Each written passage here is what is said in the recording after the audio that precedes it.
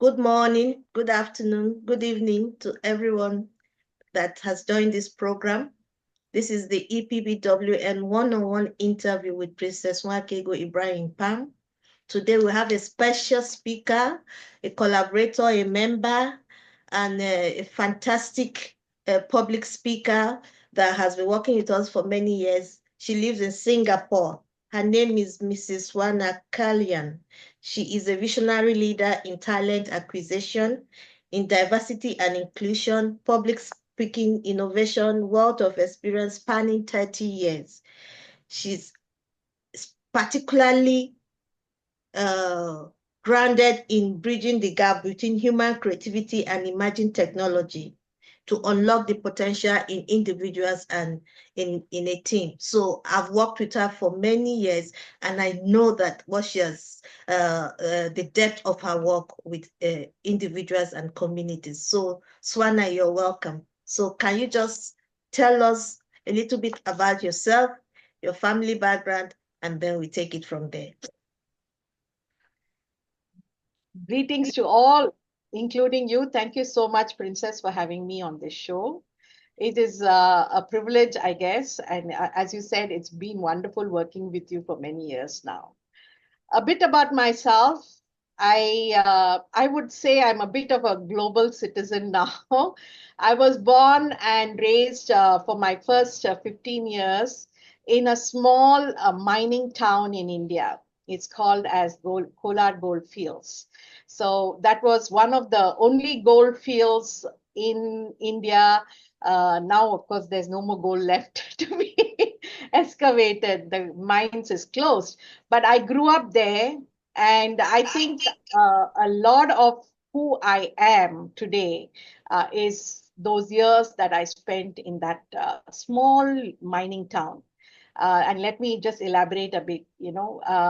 It was very small. What you could find in that town was a few mining shafts, and then around the shafts were quarters for all miners, officers, and so on. And then there were schools, a couple of schools, and one hospital, and that was the town. Okay, so nothing much, nothing big.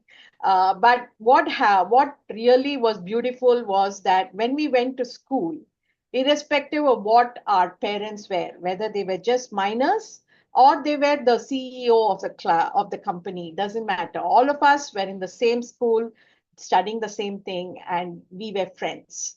And I think that was my starting point of inclusion, because unconsciously we had dropped all the barriers and we were just friends as living together in that place. So that was my schooling. Then I moved on to a city in Bangalore to do my engineering. Okay, so I have done my engineering in industrial and production, which is not very common for women to do.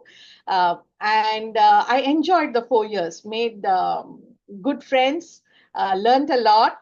And the beauty about that course was we were 7 girls in a class of 110 boys. So again, I think that really was a lesson for me on how to showcase, right? We know in a lot of situations, women are minorities, right? And I'm talking about many years ago where women in engineering was not so much, but at the same Yes. time, not in mechanical or in pre-production engineering. Yes.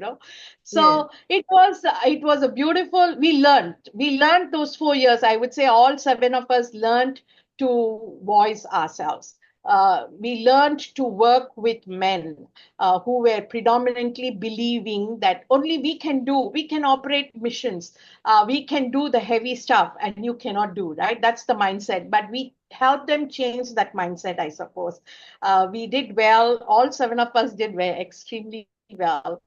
And then I went on to work for an engineering company, air conditioning company, for 3 years in Bangalore. Then, of course, got married, moved to Malaysia. And then in Malaysia, unfortunately, I couldn't continue as an engineer Hmm. because visa issues were there. And as a moving spouse, right? You're moving with your husband, and Yes. work as focus. So I sure you understand. Yes, Sometimes our career goes to background. So exactly.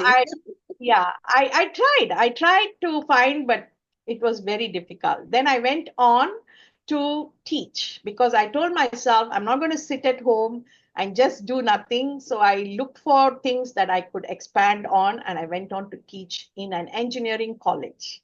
And that was a beautiful time because I got to see the youngsters, work with youngsters who are 18 to 21 years old, and it was a beautiful time as well. Then my college that I worked in gave me an opportunity. They said, "Would you like to do masters?" Uh, and I said, "Yeah." But then they said, "If this is going to be in business, is that okay?" And I said, "Sure, let me embrace that, right?" And so I went on to US to do my masters. I Yeah. did my MBA, and then came back. But then when I came back, I realized that I didn't want to teach engineering anymore. So I had to take a perspective to see what do I want to do. And then in that meantime, I had my daughter. So I said, okay, now is the time to sort of probably spend time with her. So, Mhm. I'm sure you relate to a lot of I things, right? relate to everything you're saying. Yeah. So I took up some time off to spend time with her. And then by then, my husband moved to the US. Mm. So it was okay. So let's go back to the US. We went back to the US. And that time I said, okay, I'm going to start a career, but it's not going to be in engineering. It's going to be related to my MBA. So I went into a bank. I worked as a banker. And it was interesting. I was in a bank in a small town near Boston. It was called Waltham, a very Irish town. And so it was a lot of learning there as well. Yeah. So Yeah. and then while I thought I was settling down in that work, my husband's job moved to Singapore. So, uh, then I came here and I looked around. Again, visa issues were there and things like that. Then finally, I said, okay, I'm going to be an entrepreneur. I'm not going to depend on anybody to give me a job. I'm going to start on my own, and that's my start. For the past 20 years, I have been doing things on my own. I do financial advisory. I do training. And now my newfound passion is to be a speaker. So to sum it up, Princess, I would say, have you seen a cheetah? Cheetah is my favorite animal. And Yeah. when people ask me, what's your favorite animal? I like cheetah. The reason is that, cheetah is the symbolism of agility, you know Yes. and I think life has been like the deer, like a curveball, keep running and at the speed so fast that I have to keep pace with it if I want to catch up, right? Yes. And sometimes I am able to catch the deer, sometimes I'm not, but it has taught me to be agile, and that's how it is. So agility is my story. Fantastic. Just when we were talking about the cheetah, today we went to the zoo with my son and daughter, and that's one of the animals we saw at the zoo. But listening to your family background and educational background, it just shows how you've been able to rebrand yourself as you move around with your husband, which many of us we do. We move to different vocation when we move to a different country, and you have exhibited that so perfectly from mechanical engineering to banking. That's a huge leap, Yeah. but there's similarity because for you to be a mechanical engineer, you must be good with statistics and numbers. So in invariably you're still in the same field but wearing a different cap, kind of. So kudos to you to be able to move around different countries and be able to rebrand yourself. A lot of women find it difficult to do that, and it's not an easy task because as you move around the country, you see that you're emotionally drained and financially handicapped.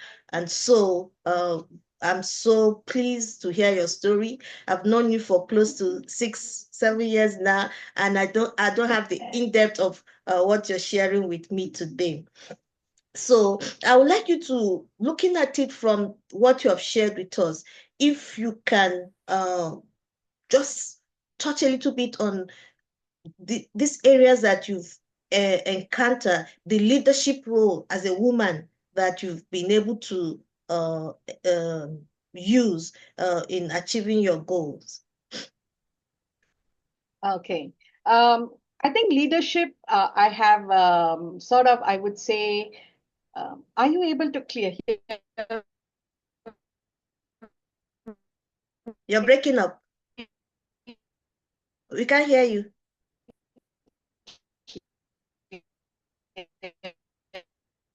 We can't hear you. Technical because problem. it's showing that maybe the net is not too strong. Okay, go ahead. Can you hear me? Okay, can you hear me now? Yes, we can hear you clearly. Thank you.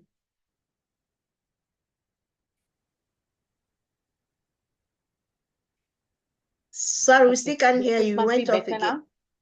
Yes, it's better now. Okay. Okay. Uh, yeah.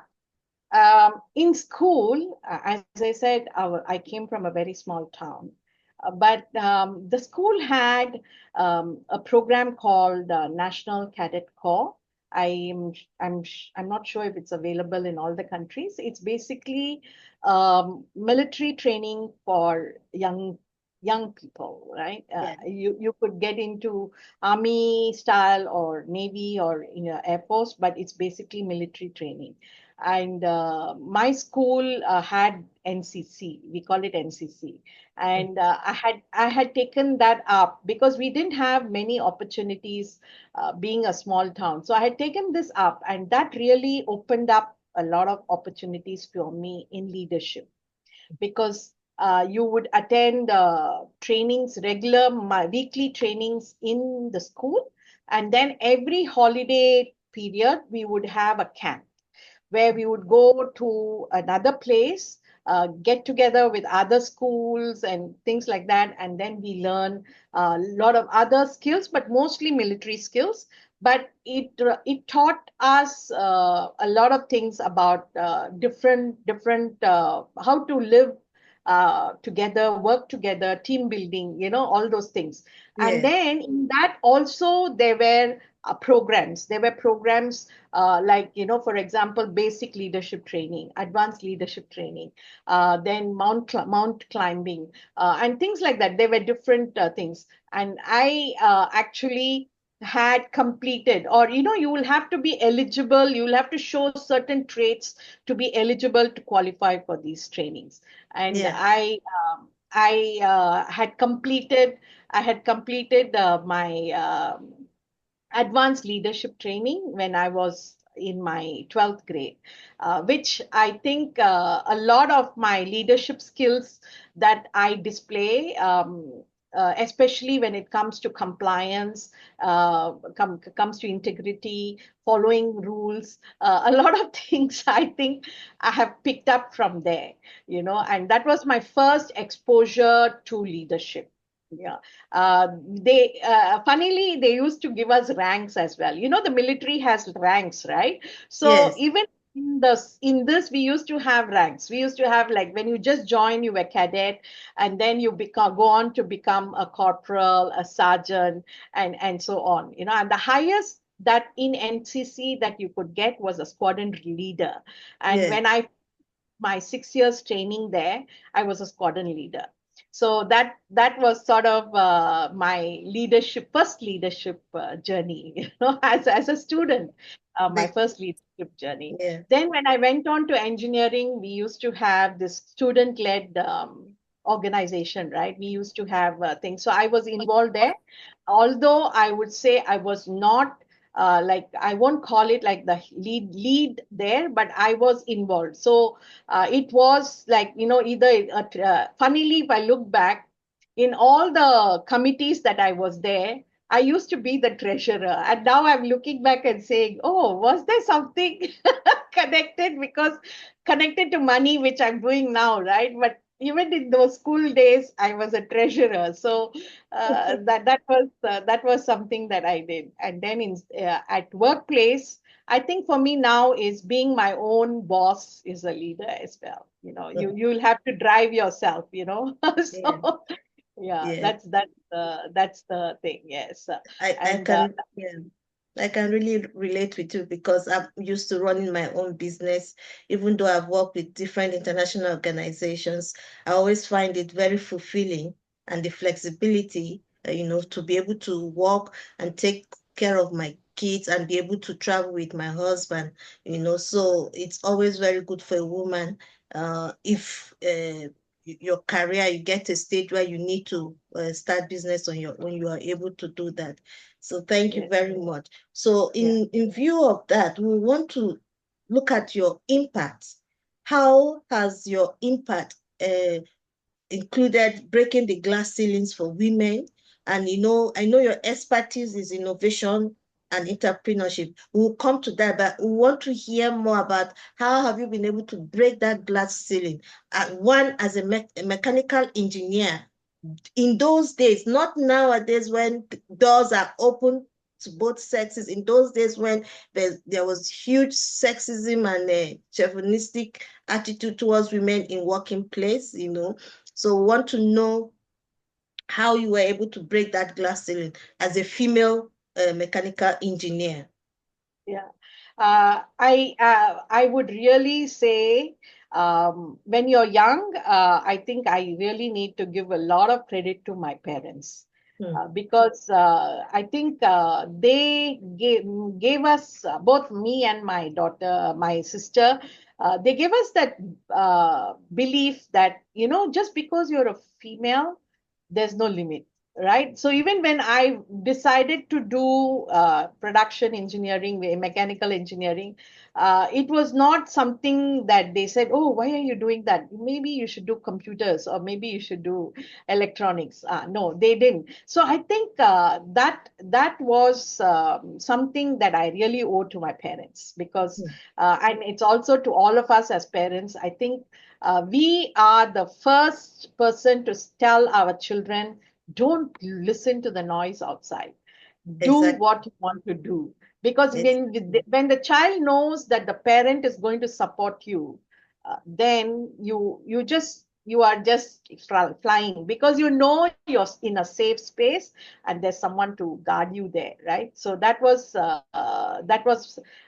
something that we all have to learn. And my parents, I think a lot of it, why I went into mechanical engineering, I think I owe it to my parents as well, because they did not stop me from doing what I wanted to do. Yeah. you know, And if I may uh, ask, what was your attraction as a young lady at that time? What was it that attracted you to mechanical engineering?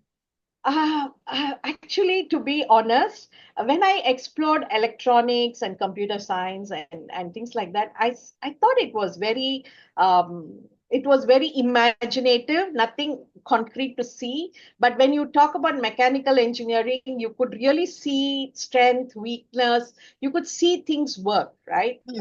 And so that was what attracted me. And I think is also, my father is a civil engineer.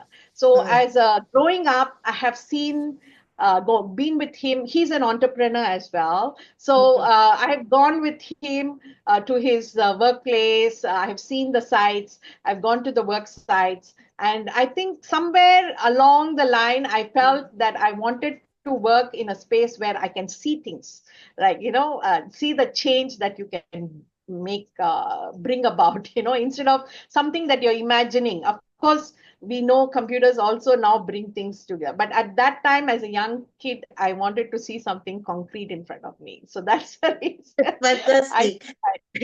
We'll take a break here and allow the participants open their mic to say welcome to you, and if they have any question or if there's something they want you to expatiate on, they will hear. So you can all open your mic and just say welcome to Swarna Kandal. She's in Singapore. She's a mechanical engineer. She worked in the bank. She's an entrepreneur, an innovative entrepreneur for women in Singapore.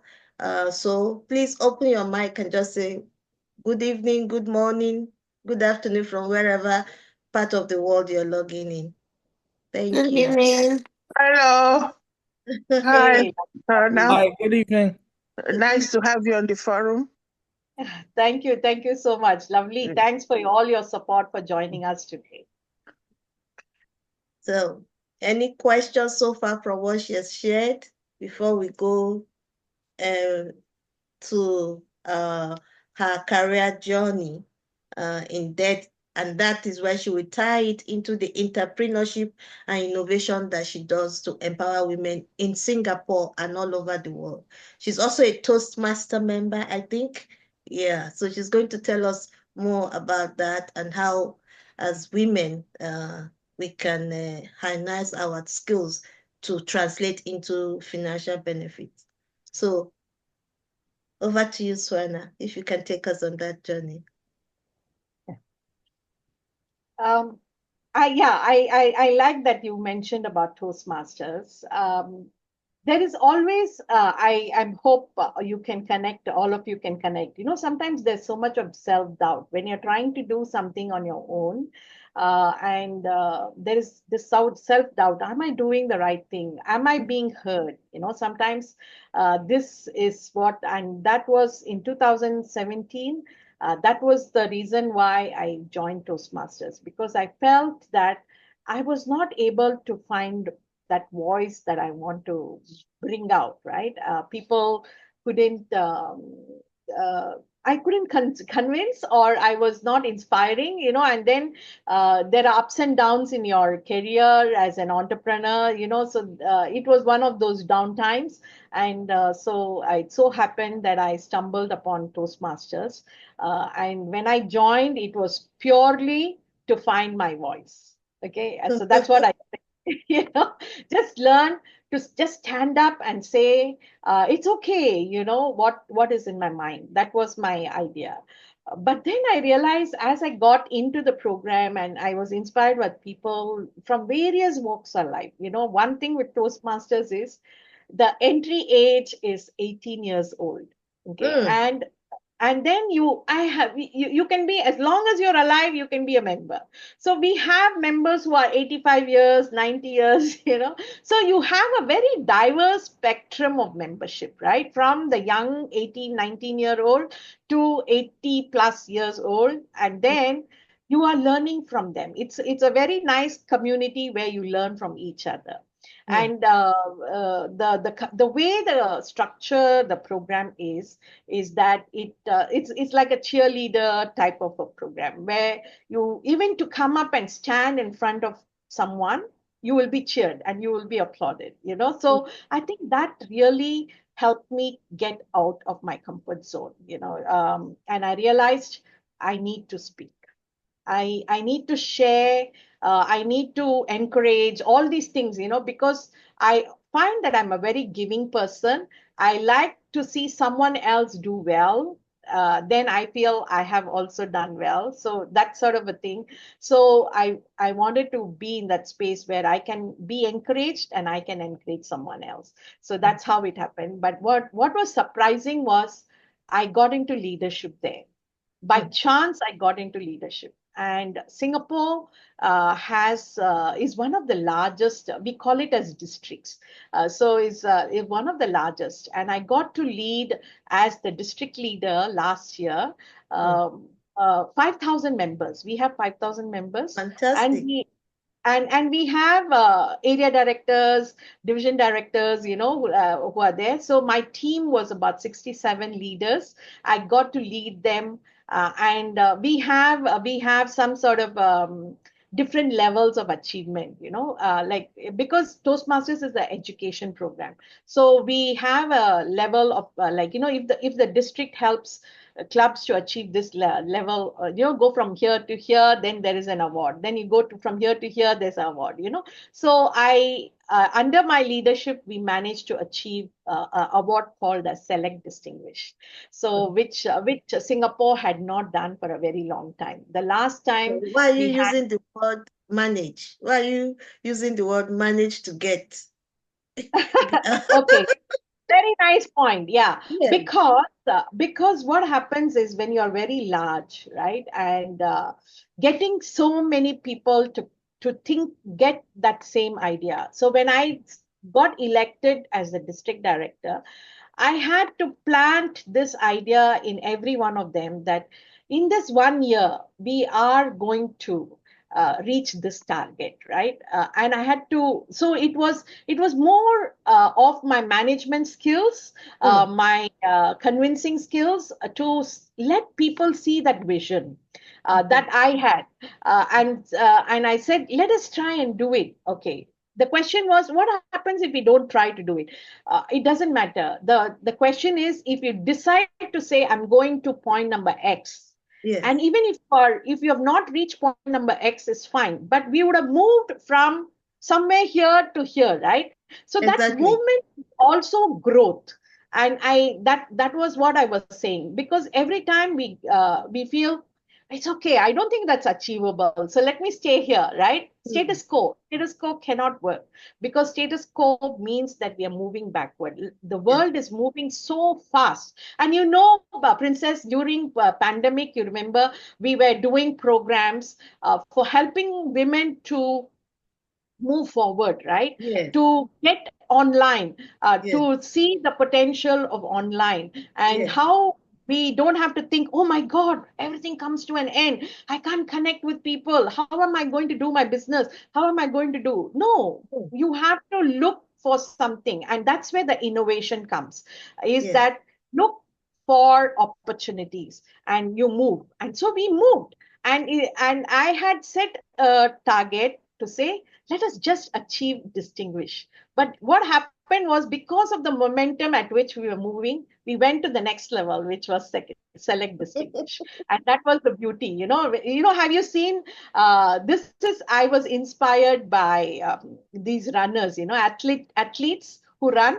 They say, if I'm targeting to run 100 meters, I practice for 110, Mm. because then my first 100 is really good. So Yes. that's what happened for us. Was we were aiming for 100, but we landed at 110. you know? So that was the yeah. So it was a very beautiful learning journey for me, Yeah. working with 5,000 people, trying to give them the vision of, yes, we can move forward, Mm. and to proudly say, yes, I have achieved something in 2024. And that I think is definitely requires management skills. Congratulations. That was a huge task, and I'm so happy that you were able to achieve your goals and that also set an example for others that were under your leadership.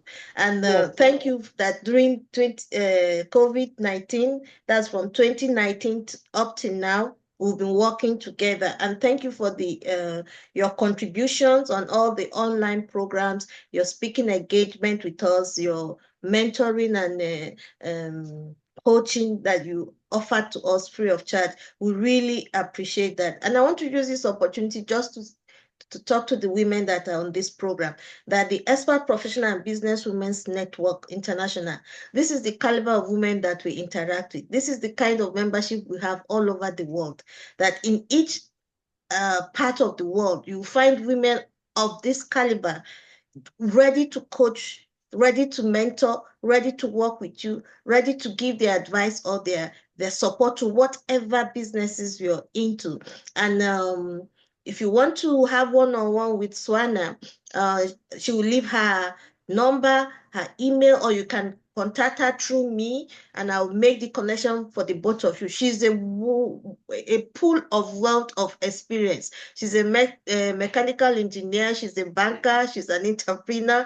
She's just everything. Trust me, I've worked with her, and that is one of the reasons why today I wanted to record her story, because when we celebrate ourselves, we share our skills and talents with each other. So I want to use this opportunity once again to say thank you, Swarna, for honoring my invitation to be part of this EPBWNI one-on-one interview with me.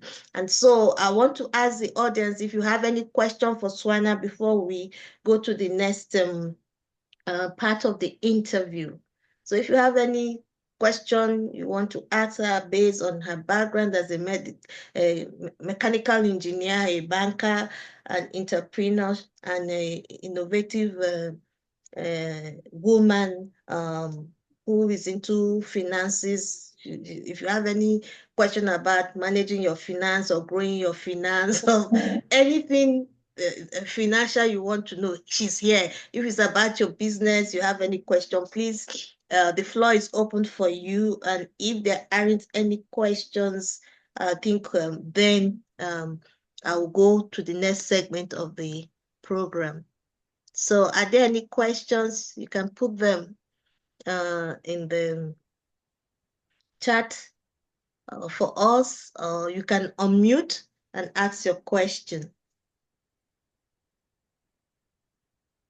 Oh, Pamela is up. Okay, sure. Pamela, you can unmute and ask your question. Okay. Hi, Miss Swarna. How you doing? I'm doing fine. Thanks a lot, Pamela. Thanks. It's been a pleasure listening to you. I was just gonna ask. I heard you talk about managing a team. So I was just interested to know. I'm working on expanding a business over here, and the most challenging part of it has been developing a team, motivating the team, and kind of figuring out the needs of the people on the team, and trying to move us towards a common goal. So I was just wondering if you had any tips on that. Oh, thanks, Pamela. By the way, where are you from? I'm from Nigeria, but I live in Florida right now. Oh, okay. So excuse me, your business is in Florida or in Nigeria? It's in Florida. It's in Florida. Okay. Yes. Pamela, the thing is, do you have your mission statement? Because that's where it starts. If you know where you want to go, and then it takes you, you can take the rest of them towards that.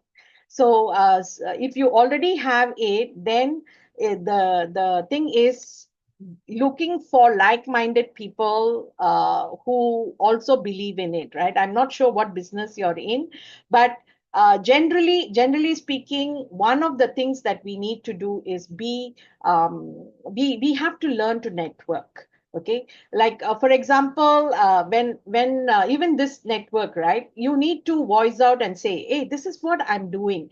Is there anyone who would like to join me on this journey?" It could be LinkedIn, it could be any other social media, right? Let people know what you're doing.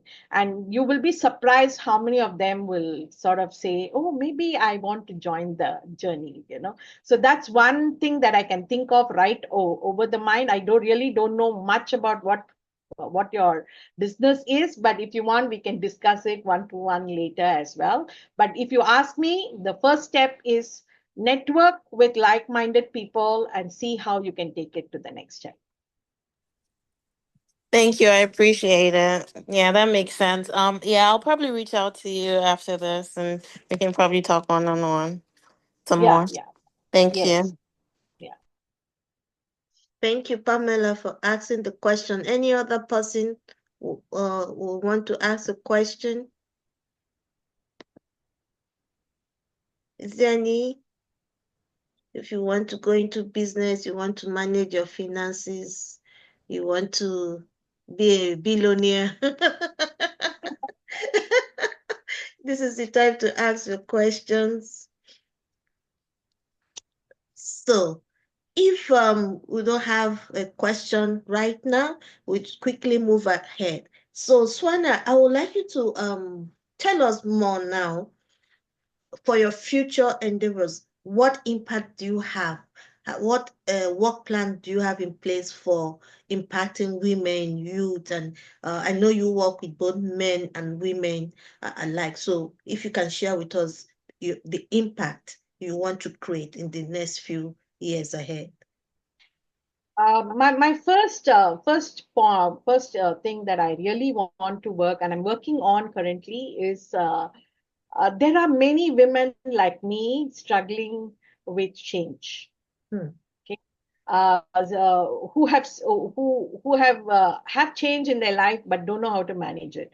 And I think I have life experience of managing change, and I hope that I can give them tips on how to manage change. It could be emotional change, it could be financial change, right? From career to no career, how do I manage, right?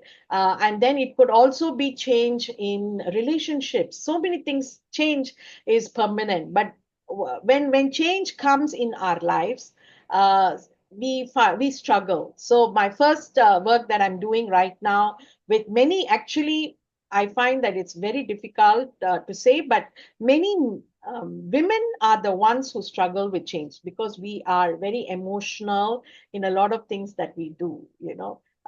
We tend to be more on the emotion side than the logic side. So shifting that perspective is important, to say that it's okay if the change is there, but how do I take it forward? So this is Exactly. one initiative. I'm now associated with a local organization here called as Leadership Development for Women. And so under that wing, we are doing a lot of change management initiatives. So I'm actively involved in that. Yeah. So that's the first thing. Then the second thing, of course, is I have just started my own consulting firm for leadership and communication, because I think that's very, very important for all of us. So that's the thing that I'm doing. So it involves training, coming up with training program, coaching programs. I'm just working on a 3-month program for women or anybody who thinks that they want to uh, they want to take it forward. So I have a program called RISE, RISE. So basically, from where you are, rise to the next level, right? So it's a combination of both leadership skills, coaching, and communication skills. So working on all these aspects so that you can reflect on what you lack and then move forward. I will be There are 2 3 personal one-to-one coaching sessions into that program, and then there are classes, training programs, and then you learn from that and take it forward. So I'm working on that. So I'll be starting RISE sometime in June. So I'm sort of formulating the program now, putting things together. So that is something that I'm doing. And on my personal front, I'm working on I'm working on uh, I'm working on basically becoming a public, what do you say, professional speaker. So I'm a lifelong learner. Okay, Yeah. I have learned as I move on, I keep learning new things. So Yeah. currently my thing is, okay, how do I become a professional speaker? Hmm. And envision someday, Pam, you will also be there with me in that dream, is that we are on stage facing 1,000 people, and then we are able to speak. That's my vision. Someday it will happen. So I'm working on that. Yeah. Because those require certifications and things like that. So I'm working on those things. Yeah. Okay. It's very interesting because it's the same lifestyle where each time you need to upgrade yourself. So I Yeah. would like you to talk into what, as a woman, uh, what are the characteristics you need to be able to rebrand yourself, just as you've been able to move from being a mechanical engineer to being a banker, and now you're developing yourself to become a public speaker. Can you just speak into that mentality of that makes it flexible for you to know that if this area of my career is not working, there's a way I can redirect myself or rebrand myself so that I can move myself forward and not remain at status quo. Do you want to speak to that so that the women here who are looking into changing careers or rebranding themselves or looking at the options they have, they will be able to know which way they would like to go with that? Okay. Thank you. Thank you so much. This is a wonderful question.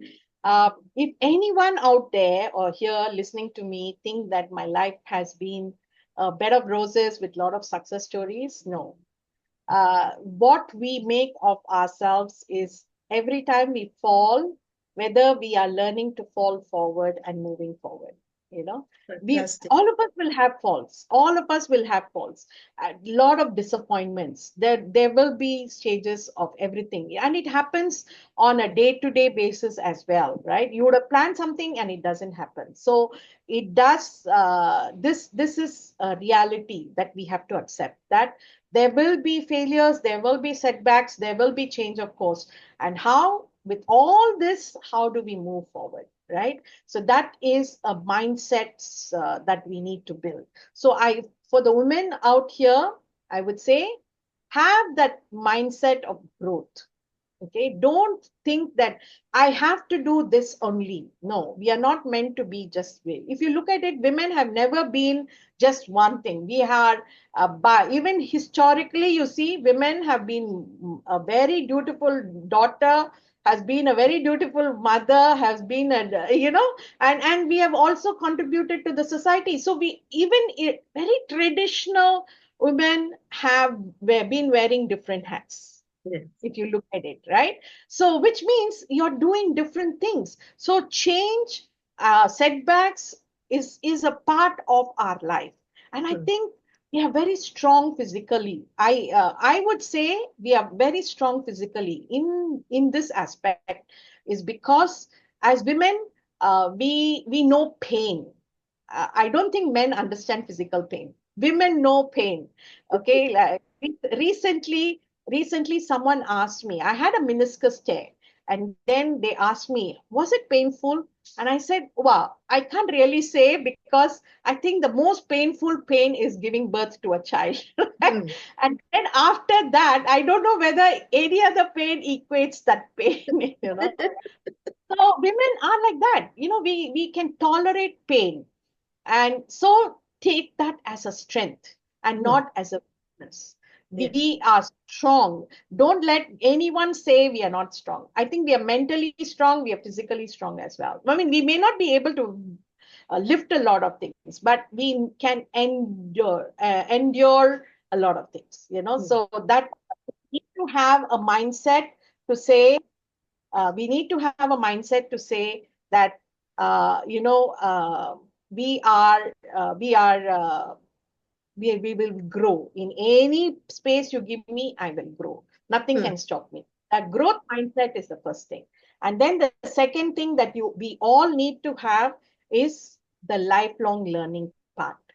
If Yeah. this doesn't work, we should be able to say, okay, let me try this. If Yeah. this doesn't work, let me try this. So the learning, the aptitude to learn should be there, and to Yeah. shift. I have seen so many beautiful women here. I can look at the list here as well, and I can say I've known some of them could have been very, what do you say, could have been maybe CEO type of caliber, in their career, right? But they chose to do things differently. They Yeah. chose family over everything else. So Yeah. there's nothing that is wrong to do it. I mean, let us not get carried away by titles. Yeah. Yes, we do get.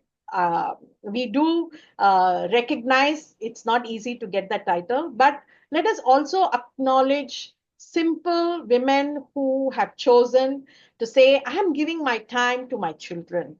I'm Yeah. giving my time to my family, because I Fantastic. think that is also very important, because we Yeah. are raising a beautiful society.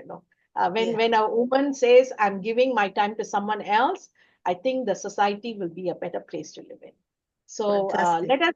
let us take this thing to say, oh, I'm not successful because I'm sitting at home. No, don't do that. Do the Mm. best that you can at home as well. Make an impact, bring up good children, bring up a good family, contribute to the community and things like that. And I'm sure women can make this world a beautiful place. Thank you. You're very correct. Like when I was having my children, I stayed at home for their early 10 years of their lives. I was at home. They go to school, they come back, they find me at home, hot meal. And that has really created the bond I have with my children Yeah, today. And those years were not wasted because I also took that time to mature as a mother, as a wife, as learn other skills that if I had started work, maybe I would have not been able to be that home friendly or well domesticated. So everything, like you said, is an advantage, is not a minus. Every skill that is acquired is not um, um, an, a distraction or a waste of time. Every skill you learn at every stage of your life contributes to who you are in the future. So we want to, I see Faith is on. Professor Nkiruka, you want to ask a question? I see your mic is open. Yeah, I want to say something. Okay, please go ahead. Yeah, that was a very intellectually packed interview session. I'm glad to join to be part of it. And my lady, I've forgotten the name. Swarna can. Swarna. She's fantastic. You can see she's an all-rounder woman. Yeah. From engineering to banking to entrepreneurship. But is by then in the course of this sojourn in the area, especially in entrepreneurship, have you been able to identify things that militate against women participation in entrepreneurship in businesses like financial inclusion? Do women have access to finance as much as the men have? And in some culture, you find out that women are not meant to be as rich as their husband, as rich as men. So are there some cultural issues that inhibit women to excel in any field they find themselves? These are areas I want you to have something to say. Thank you very much. Yeah, Thank you, thank Professor. you. Thank you so much. This is a very interesting topic. Uh, I would say world over, maybe at least 90% of the countries, I mean, I would say even USA for that example, are not so women friendly, when it comes to doing things. There are mindset issues. There are even our own setup around us who doesn't think that we are good enough to do the business and things like that. Let me address the question that you asked. One was whether resources are available, right? Uh, I would say most countries have resources. I don't think they are saying this is for women, this is for men. I think at least the countries that I have closely seen and is one is India. India is, if you see, is a lot of disparity between women and men.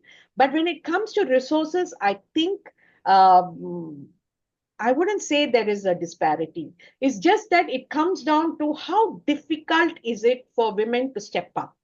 It makes it very difficult for women to step up because the society will say, oh, why are you doing this? You don't need to do this. You can do, you should be happy with where you are, right? So the challenge actually is fighting that social barrier more than the financial barrier, because once you step out of that social barrier, then I think there are opportunities.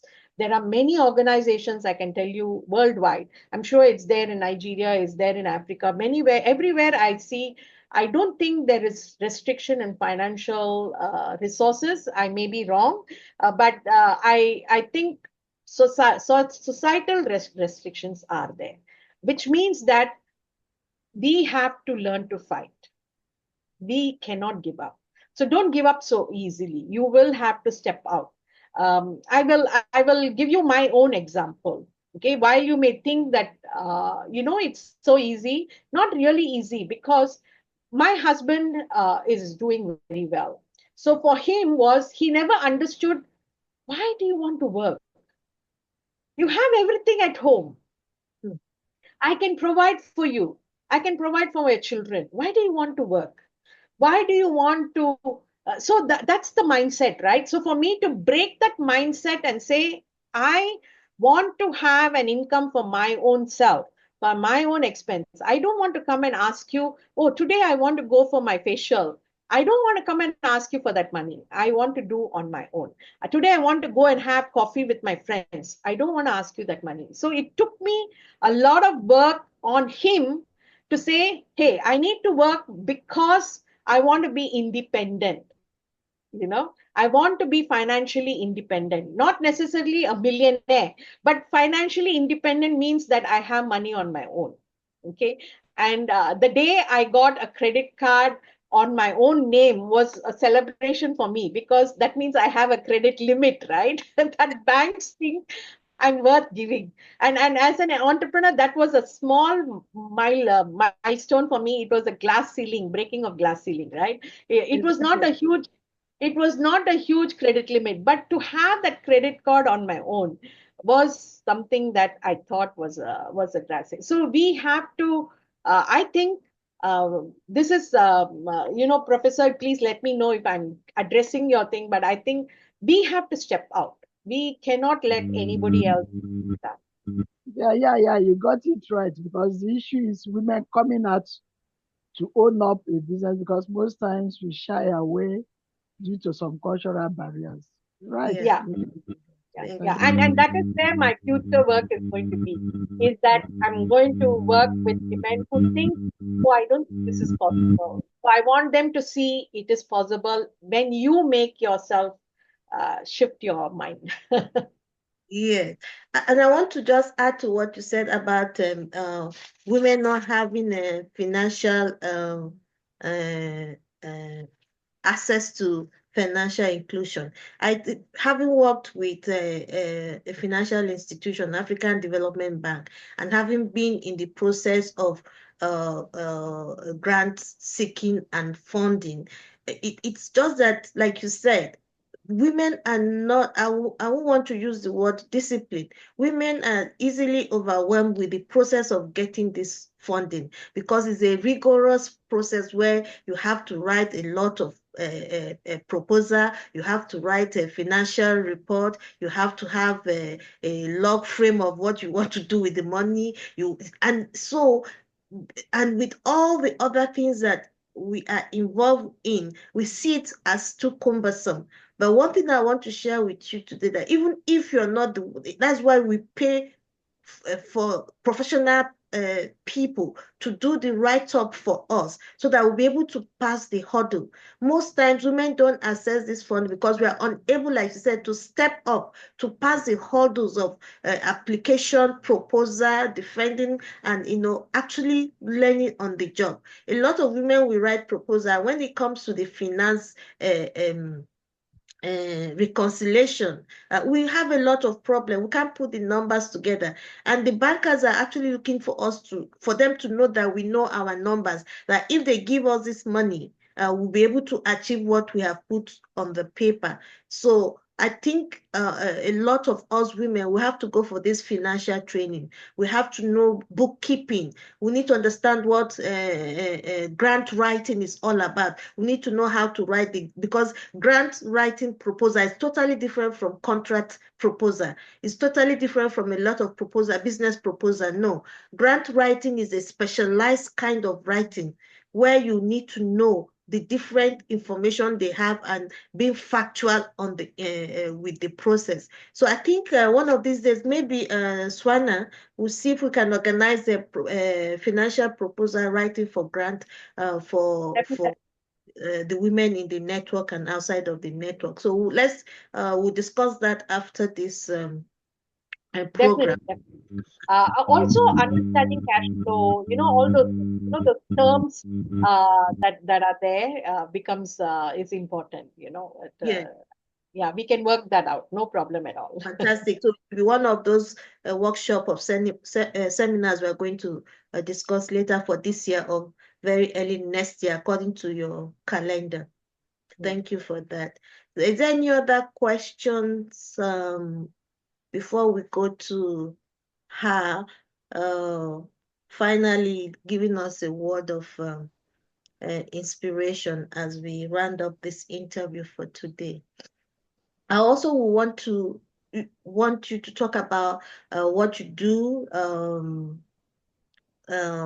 the free seminars you have and the one they can pay for, how they can connect with you, for the people on this a program. If they come to you, maybe first or second session can be free consultation with them and things like that.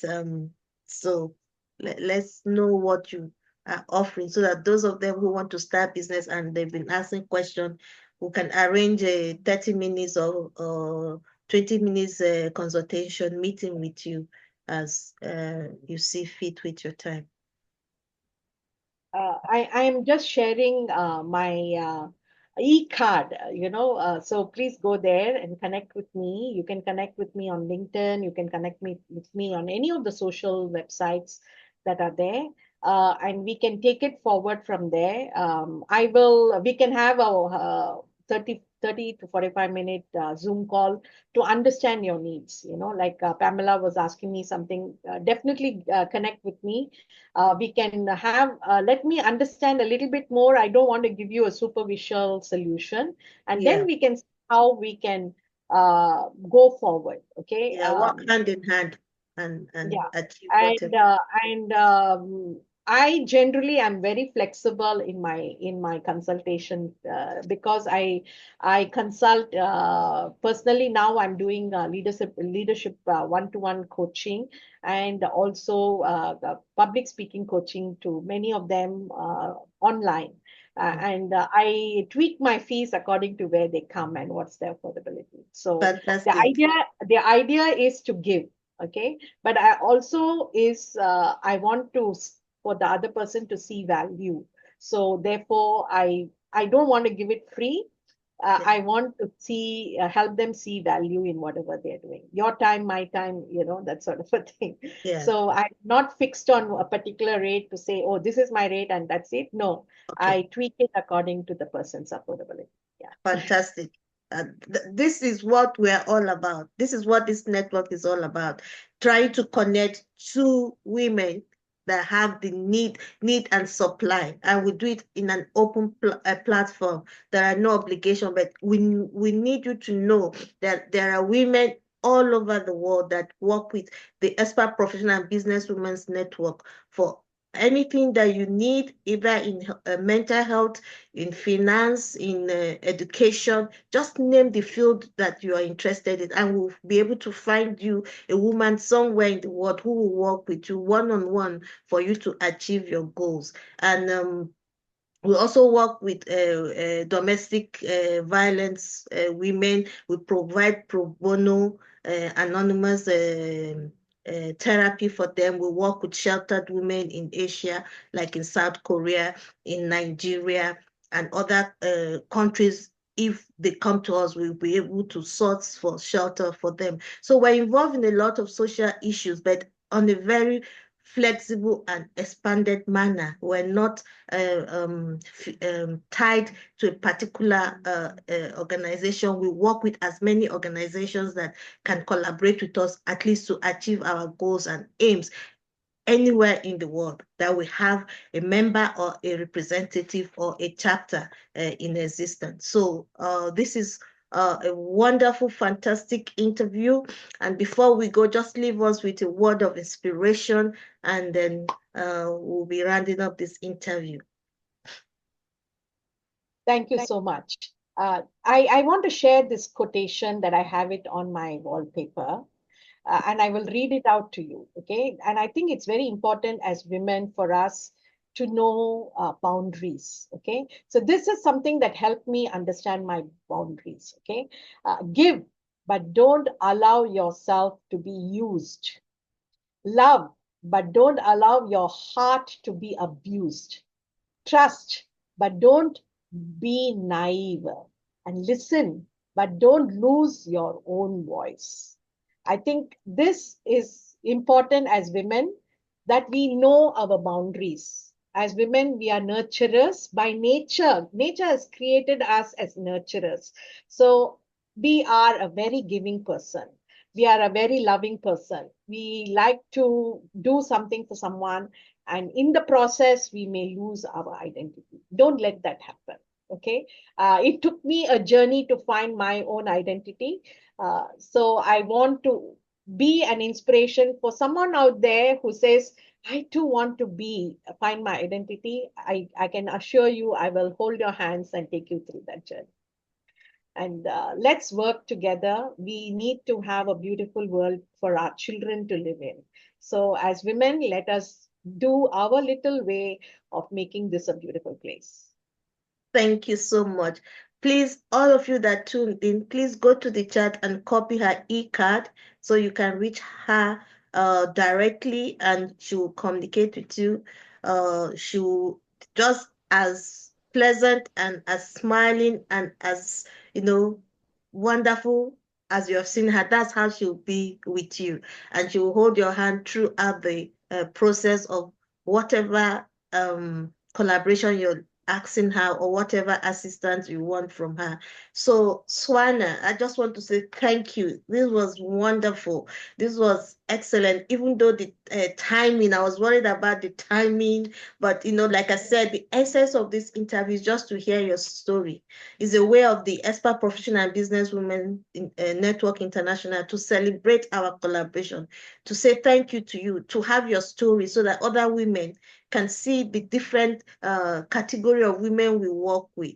There will be other women who, like you said, ordinary women that are just housewives that will come and share their stories about being wives and being mothers and all the difficulties they've had. There will be other women who are not married, but they are women who have attained heights in their individual life or collectively being impactful in their community. So there is no one way to where we are all going. The most important thing in life is that for every woman to be mentally, physically, and emotionally sound. Because once you have a healthy woman, you have a healthy nation. Because we are the mothers, we are the ones that procreate. So if we that bring life to the world are not healthy mentally, emotionally, and physically, you can imagine the assorted human beings that will be created by us. So it's so important that a woman must be emotionally, physically, and spiritually sound, and above all, should have a little purse,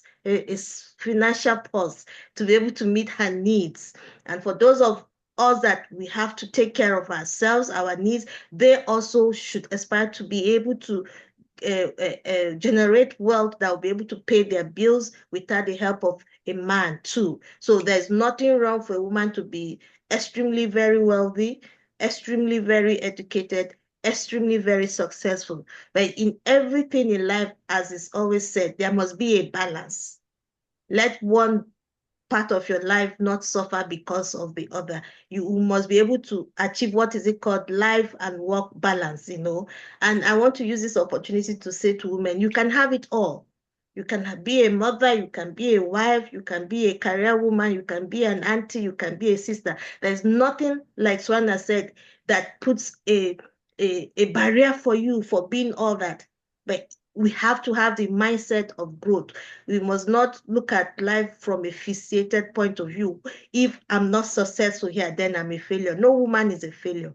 As long as you're a woman, you can't be a failure because God has molded us in such a way that we give life. Anything that comes to us, we give life to it. So I want to use this opportunity to say congratulations to every woman who is here and all that will be watching this program and be listening. I pray that through this interview, something will shift in your mindset or something will be a catalyst for the change that you need to move you from point A to point B.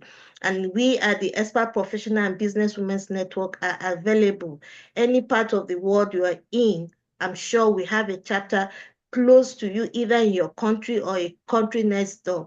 And you can be member of any chapter in any part of the world you're in. So if you want to reach us, we have our Facebook, we have our LinkedIn, we have our Instagram, we have our Facebook, and you can reach us through email or phone calls. all our contacts are available. You just need to type in our name, Expert Professional and Business Women's Network International, or EPBWNI, and you will find us, and we'll be able to respond to you as soon as possible. After all said and done, I just want everybody to unmute and say thank you to Swarna for being with us this evening and for giving us this very inspirational interview. Thank you very much. So can we all just unmute and say thank you? Thank you. Thank you all for just Thank joining you. and Thank tuning you. in. Yeah. And It good was. night and good morning and good afternoon. Thank you so much. Thank I you, appreciate that. Swarna. Thank Good you, It was Swarna. really night, lovely good to listen to you. morning. Thank you so much. God bless you. Thank God, you, Nwakego, for the good interview Thank too. you so much. thank you. Stay Thank connected. Stay connected. We will stay connected as well. Yes, Yeah. we're connected, and thank God for technology. Now Yeah. we can Zoom as well. Look at us in two different continents, having Yeah. this interview without any hitch, and people from different parts of the world in to listen to us. So technology has really taken away the barrier for communication. So let's stay connected. And that is one of the core goals of the Expert Professional and Business Women's Network, connecting women across country and continents. So you're all welcome. So thank you, everyone. Thank you. Have a nice day.